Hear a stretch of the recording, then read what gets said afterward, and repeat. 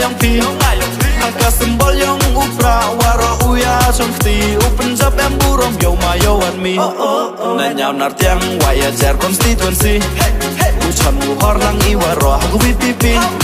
Ka parti wa maya yang i Ka parti tri ka wa bende pendemnya ka jatru yang i Waro ha upra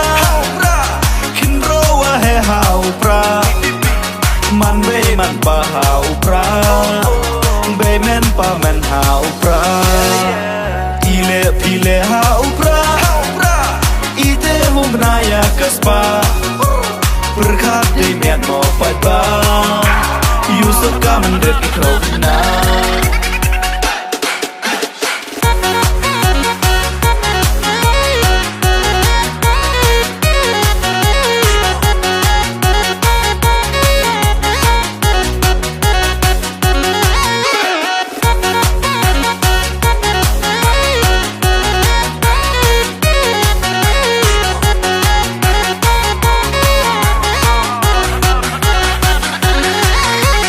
Hapo ka nhau nar tiang waya jar hoy uya thau uya per Waro kiso tili kichnong Ale yong I heavy don hi rong Uyo wan mi mria to ubru a chong kya Yaki wado aduk le uwam tip usalia Kabili ukam didit uwa em hay nang hay start Uwa nang yele upen yos kem hapun jat kilat Uyo wan mi mria to ubru a chong kya Yaki wado aduk le uwam tip usalia Kabili ukam didit uwa em hay nang hay start Uwa nang yele upen yos kem hapun jat kilat Upen em upen gela Upen thumme ya waroki isu kadi wum to wum tne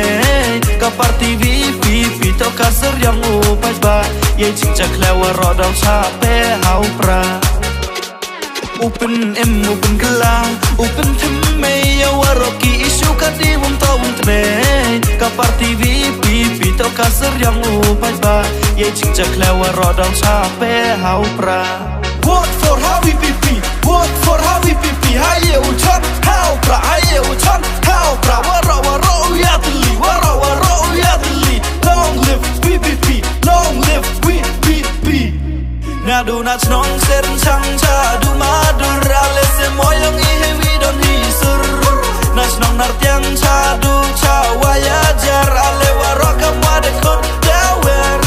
Ubru wastan uwa tip way uwa champang Ubru wastan u berkat ya ka em nang salang Na nhau nar tiang waya ja constituency To ya penjab em burami yang mayo an mi To elat ya oh harga nikah kenti Yang manu kamu em disi yang ngayang pi Haka sembol yang upra waro uya chong khti U penjab em burom yang mayo an mi Na nhau nar tiang waya jar constituency Uchan mu hor lang I waro hagu pipi Ka parti wa maya yang I Ka parti tri ka wa pendemnya ka jatru yang I Waro ha upra Kinro wa he ha upra